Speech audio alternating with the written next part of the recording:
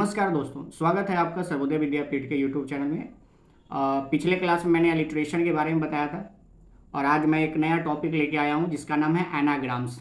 तो एनाग्राम्स होता क्या है, देखिए क्या लिखा है यहाँ डेफिनेशन की। An anagram is a word or phrase. एक एनाग्राम एक ऐसा वर्ड होता है या फ्रेज होता है made by rearranging the letters, जो कि जो हमारा लेटर्स दिया हुआ है उसको रीअरेंज करके बनाया जाता है। कौन से लेटर्स को? Of another word or phrase. मतलब जैसे मान लो कोई एक वर्ड दिया हुआ है, जैसे लिखा हुआ है CAT कैट, ठीक है। अब ये CAT कैट एक वर्ड दिया हुआ है तो मुझे क्या करना है कि इसको रीअरेंज करना है, और इसको एक नया वर्ड बनाना है, ठीक है। और इसमें एक कंडीशन दिया हुआ है। क्या कंडीशन दिया हुआ है कि यूज लेटर एग्जैक्टली वंस, यानी जो भी लेटर दिया हुआ है उसका यूज एक ही बार करना है। इसमें एक और पॉइंट क्या है कि ना तो कोई वर्ड हम इसमें इन कर सकते हैं, यानी कोई नया वर्ड लेटर, ना तो कोई नया लेटर हम अपने मन से लगा सकते हैं और ना ही जो लेटर हमें दिया गया उससे उसको हटा सकते हैं। यानी जितना लेटर हमें दिया गया है उसी लेटर से, दिए गए लेटर से ही हमें एक नया वर्ड बनाना है। जैसे CAT कैट, तो मैं क्या करूँगा, अगर मैं इसको रीअरेंज कर दूँ तो TAC अगर मैं करके देखता हूँ तो ये रीअरेंज तो हो गया लेकिन ये वर्ड नहीं हुआ, क्योंकि वर्ड होने का मतलब होता है कि एक group of words, group of letters होना चाहिए और उसका एक मीनिंग होना चाहिए। तो मैं इसको क्या कर देता हूँ, मैं इसको कर देता हूँ ACT एक्ट। तो एक्ट आप लोग जानते हैं ये एक वर्ड है। एक्ट का मतलब अभिनय करना, ठीक है। या एक्ट का मतलब कानून भी होता है, जो धारा हम लोग जानते हैं, ठीक है। तो आपको ये समझ में आ गया, क्या समझ में आ गया कि जो हमारा वर्ड दिया हुआ है इसी वर्ड को रीअरेंज करके, यानी फिर से दोबारा से हम उसके लेटर्स को अदला बदली करके अगर हम उसको फिर से लिखते हैं तो एक नया वर्ड बनता है। उसी वर्ड को हम लोग एनाग्राम कहते हैं। जैसे आप एक वर्ड देखिए, क्या है? Listen, LISTEN, listen. तो हमने क्या किया, इसको रीअरेंज करके बना दिया साइलेंट। अर्थ, तो अर्थ को हमने क्या कर दिया, हार्ट। अच्छा, इसमें आप देखते होंगे कि जितना लेटर्स हमें दिया गया उसी लेटर का यूज किया गया, न एक भी लेटर ना हटाया गया ना लाया गया है। Elbow, below, melon, lemon, there, three. तो ये सारे किसके एग्जाम्पल्स हैं? एनाग्राम्स के। आइए हम लोग एनाग्राम्स के बारे में और डिटेल से जानते हैं कि एनाग्राम के बारे में और क्या है हमारे पास।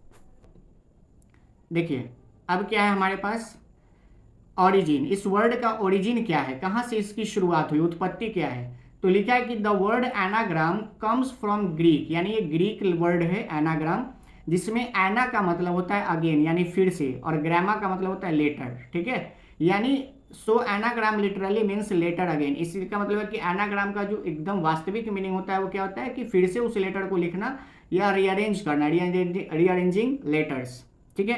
एनाग्राम्स के कुछ रूल्स हैं। क्या है कि you must use all letters from original word or phrase, यानी जो भी आपके ओरिजिनल वर्ड दिए हुए हैं, जैसे स्वैप, तो जो भी हमारा ये ओरिजिनल वर्ड दिया हुआ है सारे लेटर, इसके वर्ड के सारे लेटर्स, यानी वैस्प है ना, इसके सारे लेटर्स का हमें यूज करना है। यू कैन नॉट ऐड और रिमूव एनी लेटर, ना तो कोई वर्ड को, लेटर को आप ऐड कर सकते हैं, ना ही किसी लेटर को ऐड कर सकते हैं, ठीक है, हटा सकते हैं, सॉरी, ना तो कोई ऐड कर सकते हैं ना हटा सकते हैं। द मीनिंग और वर्ड ऑर्डर चेंजेस, तो इसका क्या होगा, जाहिर सी बात है अगर आप क्या करेंगे कि जैसे मैं लिखता हूँ पैन, PAN, पैन, पैन मतलब आप जानते ही हैं तबा, तो हम लोग इसको क्या बना दिए, नैप, NAP, नैप, नैप मतलब शॉर्ट स्लीप, है ना। तो हम लोग जो थोड़ी देर के लिए सोते हैं उसको हम लोग नैप कहते हैं। तो आप लोग ये जानते ही हैं कि क्या होता है कि जैसे ही ऑर्डर चेंज होगा तो एक नया वर्ड बनेगा, और जब नया वर्ड बनेगा तो उसकी मीनिंग भी चेंज होंगी। Usually an anagram should form a real word or phrase, not just nonsense. ये बहुत इंपॉर्टेंट बात है। जैसे मैंने अभी ACT वाला समझाया था, तो ऐसा नहीं कि कुछ भी लगा दे, TCA लगा दे, ऐसा नहीं है। ये होना क्या चाहिए कि आप जब एक वर्ड बनाते हैं तो एक रियल वर्ड होना चाहिए। जैसे EAT, ईट, तो ईट का क्या हो सकता है, TEAT, टी मतलब चाय, या फिर आप इसको क्या बना सकते हैं, ATE, एट, ये पास्ट फॉर्म हो गया ईट का। ऐसा नहीं कि AET, तो ये कोई वर्ड ही नहीं है। ये ऐसा नहीं कि कुछ भी बना देना, एक वर्ड होना चाहिए, उसका मीनिंग होना चाहिए, ठीक है। इसके कुछ एग्जाम्पल्स देखिए, इसके कुछ एग्जाम्पल्स हैं अभी, जैसे सेव, तो वेस से मतलब बचाना, वेस मतलब गमला, इविल बुरा, तो लिव मतलब रहना। द आइज, ये फ्रेज है, तो हमने क्या बना दिया इसको, देसी। अ जेंटलमैन, तो इसको क्या बना दिया, एलिगेंट मैन। एलिगेंट मतलब होता है गुड, बहुत ही अच्छा आदमी, वेरी गुड कह सकते हैं, एलिगेंट उसको कहते हैं। डॉर्मेट्री, डॉर्मेट्री जो रूम होता है, तो इसको हमने क्या बना दिया, डर्टी रूम। अच्छा, आप इसमें से मिलाएंगे अगर तो देखिए, D का D, I का I, उसके बाद R का R, T का T, और Y का Y, R, आर, इसमें 2 ओ है तो यहाँ पे मैंने क्या लगा दिया ओ और एम यहाँ लगा दिया एम। तो आपने देखा कि ना तो मैंने कोई लेटर को ऐड किया ना ही कोई लेटर को रिमूव किया, तो इसीलिए ये हमारा किसका एग्जाम्पल है, एलिट्रेशन का। जैसे स्कूल मास्टर, तो स्कूल मास्टर से क्या बन जाएगा, द क्लासरूम। डेबिट कार्ड, यहाँ पे ई गलती से आ गया है, डेबिट कार्ड तो क्या बन जाएगा, बैड क्रेडिट। ठीक है, तो यही हमारा एग्जाम्पल है एनाग्राम्स का।